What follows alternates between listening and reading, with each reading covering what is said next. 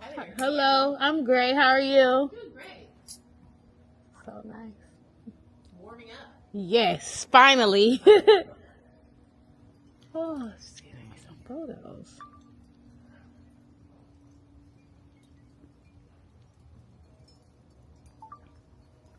Have a good day.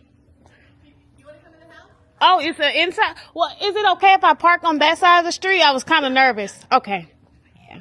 Let me grab a drink of water and I'll take you there. Okay.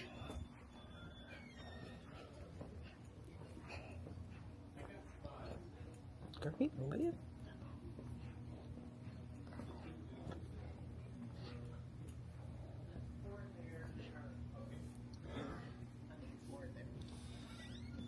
Nice. Huh? I must step in the sun. I'm cold. Oh, I know. It's better than yesterday, though. Oh, definitely. Yes, nice.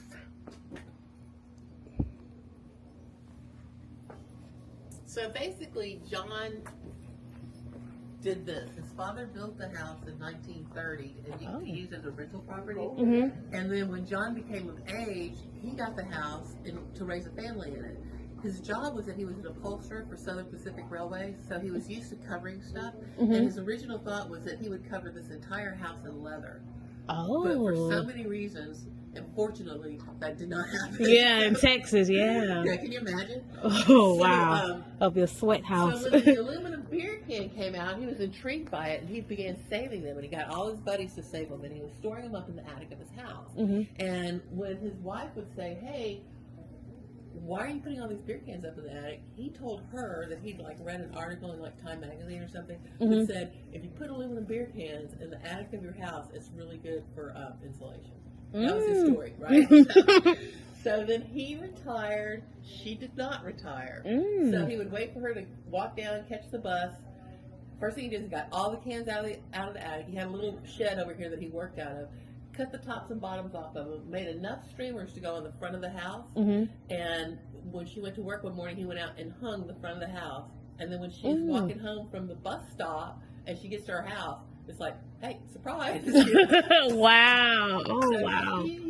She wasn't really very happy about it. He kind of convinced her that it was charming and it made like a nice sound and all that kind of stuff. Yeah, to convince her. Yeah. And that he was done, but obviously he wasn't. So the next thing he did was he cut the cans up and tacked them into big sheets so he could work really fast, right? And she came up and the whole bottom of the house was done, right? This time the story was, another magazine article, right? The story was that if you do this to the bottom of your house, you won't get termites. Oh. So he was like really good with, reading things and coming up with, So yeah. on the inside, he collected marbles his entire life. So at some point there was like fencing like this and like this. So you'd have like marbles here, marbles there, marbles everywhere, right? Yeah, really cool. So she said, just keep it outside. But he had these two rolls of linoleum flooring, a big red roll and a big green roll. And she asked him if he would come into the house and simply roll them out in the kitchen and in two of the bedrooms. So we'll see. Okay. How well he rolled them out. I had a quick question. Was he wealthy to be able to have time to do all this, and did he work? Yeah. He was an upholsterer for Southern Pacific Railways. And so, he just collected cans. It was like a neighborhood. The whole neighborhood was like a German, Austrian immigrant neighborhood. So a bunch of dudes were around drinking beer all the time. That's when he started saving the cans. And then once he started the project, people saw what he was doing, and people would just leave all their beer cans in a bag over the fence. Yeah, collect them. Yeah. They know he collects them, so after they drink, when his wife Mary was still alive, she contacted us to see if we could figure out how many cans were on the house and the fence that went all around. So Marilyn, our founder, called Guinness World Book of Records, and they came out. It's been about a week or so, and they estimated 50,000 cans on the house and the fence. Wow. So, I can't even wrap my head around that. Yeah, I couldn't even think about, 50,000. Wow. Let's take a look. He watched a special on National Geographic about different cultures and their icons and prayer arches and stuff. So he decided that he needed one. So he made this out of, you can see, Quaker oatmeal boxes that he filled with cement and then painted in. Oh, he was very, very creative. I think he was like always going, Yeah. Oh, wow, this is nice. So in here, you can see that he's cut the linoleum. Yeah. Oh, And these little wow. squares. This is nice. The lemon tree was made by Mary, his wife. Okay. She was very proud of her lemon tree. Oh, So really? that's what she says, my contribution is.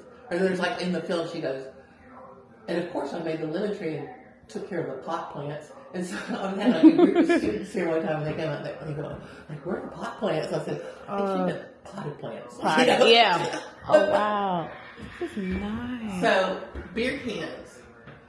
Many of these are left in the mailbox here. Like, I guess as an offering to John or whatever. Oh, and wow. I came in several months ago, and there was actually like a full cold 6-pack in the mailbox. 9 o'clock in the morning. Wow, this is cool. Wow. This is cool. The original ice box Wow. from when, pre-refrigeration. So Yes. the ice was delivered once a week via horse and cart. The guy would stop in front of your house, ring a bell, you take that drawer out, and he'd put the 2 giant blocks in there. And then it would keep you, Keep it, safe. cold. Yeah. I'm not going to say cold. Yeah, because it'll probably, it'll thaw. It'll definitely thaw. Yeah. But it's wow. kind of weird because, like heat rises. I don't know how it worked, but because it's pretty solid between here, and it's 2 different doors, but somehow it worked. Yeah, this is awesome. Even the stove. Wow. And the color scheme. Yes. Wow. That's so good. Wow. I didn't expect all of this. This is So- nice. This piece on the wall right here, in 1980, Falstaff issued a commemorative beer celebrating a centennial. That's the can right there. Oh, I need a video. So John thought it was really cool. He liked the can, so he bought this many of that beer, and I say it like that because he only ever bought beer that was on sale. So when he would say, "Hey John, what's your favorite beer?" He'd go, "Whatever's on sale." Whatever's on sale. Yeah, so he made this, and it hung in the backyard on a rail and just kind of sway back and forth. And because it's made out of steel and not aluminum. Yeah. Oh, wow. This is nice. Isn't it? Yes. I love the way it looks. Yes. I was thinking like, that one down there kind of looks like Elton John. Like this one here. And That's Elton the John. presidents. Yeah. Wow. This is amazing. Washington Dwarf. Wow. He thought beer cured everything. So in this photograph, you see the planter box that he had in front of his house. And this is a piece of one of them. And they all had words like that on it. And the reason being that he knew that people were going to stop and go, "Hey, what does that mean?" And Yeah. he would say, "Nothing, come on in and have a beer." Oh. So it's basically a trap. Yeah, to get you in, have good conversations. Nice. And then my favorite photo of him where his shirt doesn't quite button all the way. All the beer. Yeah. I like that every man should be remembered by something. Yeah. This piece is made out of Budweiser cans, and he made 3 of them, and they hung on the outside of each of the bedroom windows to keep the direct sun from coming in. Smart. I mean, everything like served a purpose. Yes, every single thing. So check out this floor. Oh, wow. He's taking it another step here. Yeah. So the bad cat sign, he had a neighbor across the street that had a sign that said "bad dog," and he didn't have a dog. So since John didn't have a cat, that made perfect sense for his stuff. I mean, of course it did. Yeah. The house originally, Oh, wow. and then I love this. So here's this photograph of John, right? No shirt, no shoes, in the dark, sharp objects, drinking beer. Yeah, Right? his favorite thing to Yeah. do. And then here's his wife, Mary, in her navy blue suit with white fur hat and gloves. So they're kind of Oh, wow. opposites attract. Yeah. So imagine this. So the whole house is covered with the beer cans. The fence, this is part of the fencing that went around the whole house. So there'd be like this on the bottom, and then there was a rail, and then this would go across the top. In a windstorm between the house and the fence. Yeah, all night. Oh, All wow. night long. I love that.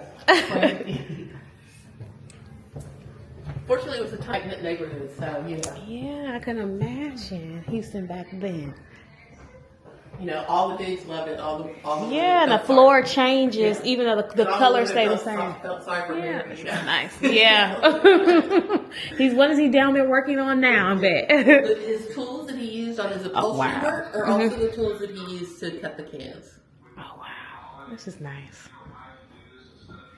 And then this is his work table that we pulled out of his shop in the back. So you can see how he kind of like would make them into big sheets. This is cool. So he realized early on that he was going to have to buy a lot of tacks to keep this thing going, right? And he went, so to remedy that, he made all of his own tacks out of beer cans. So pretty much Beer can saved his yeah, life. the beer can house is put together with a piece of beer can. So, Yeah. and then he would make these for the children. He'd take the bottom off the can and put it on the top of the can. And you can feel like, if you touch that, you can feel like the fine little seam. It's like perfect down here. So, Wow. and then you put pieces of beer can in to make rattles because, you know, this is so appropriate for a 2-year-old. To rattle all day like drums.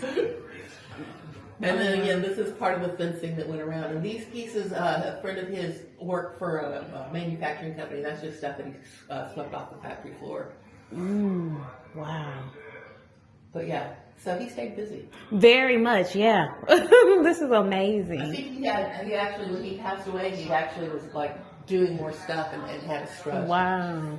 Well, this goes to show you that if you dream something and you believe it enough, this is wow. And then these are just other examples of visionary art that we throughout the country, and we call it that because it's like someone thinks of something, they have a vision, they make it. Then, And so it's visionary art. And then you said you were here or no? No, I've seen this before. Oh yeah, that was probably one of the most famous ones. Yeah. This one's on the other side of town here, the Orange Show. So at the same time John was doing this, Jeff was on the other side of town doing this. So Jeff was a retired postal worker from Georgia. He moved to Houston. He decided he wanted to become a hairdresser. He went to beauty school. He got his license. He bought this piece of land where he was going to build his salon. He went to bed one night, and God said to him, Jeff, women getting their hair done is a passing fad, and you're going to go out of business and lose all your money really fast. So on the advice of God, he stopped that idea and spent the next 25 years building a monument to the orange, which he believed was God's most perfect food. Wow. Makes total sense, right? Wow, you believe in yourself. Yeah. It's important. This is a lot of fun. It's just now starting. If you have time to watch it, it's pretty cool. Okay, yeah. If you have any questions, just let me know. My name's Kat. Okay, thank you so much. I'm going to watch the video, so thank you. Marbles, and other shards of everyday life transform an ordinary bungalow and garden into a wonderland. Why would you do such a thing? Why did you do it? Why? Why did you do it? Something to do. My father is one of the few people I've ever known that was so self-confident that he truly did not care what anyone thought of anything he did. Well, I think it might have been the good Lord said, "Nut, it's time for you to build this crazy stuff." So here I did. I built it. And I just think that's so amazing that most people, that they to some extent, try to consider how another person's going to react to their actions. My father, I truly don't think he ever gave that up, honestly. What do your neighbors think of all this, Mary? Well, they think it's fine. At least that's what they say. Well, most of the neighbors have known us a long time, so they knew how John was, so they all went along with it. You know how to tuck a can. You know how to fold it and put it on that wall. When they first put that in, when the sun come up in the morning, that was nice, and all that reflection through the marbles. If you don't like to cut grass, you cement your yard. If you don't like to paint, you cover up the wood on the house. And I don't really feel like my father had any plan at all. Each day he would wake up, if whatever had occurred to him during the night, that's the approach he took. One thing I know Johnny did, he got up early in the morning, like 4 o'clock. And then he would walk from here down to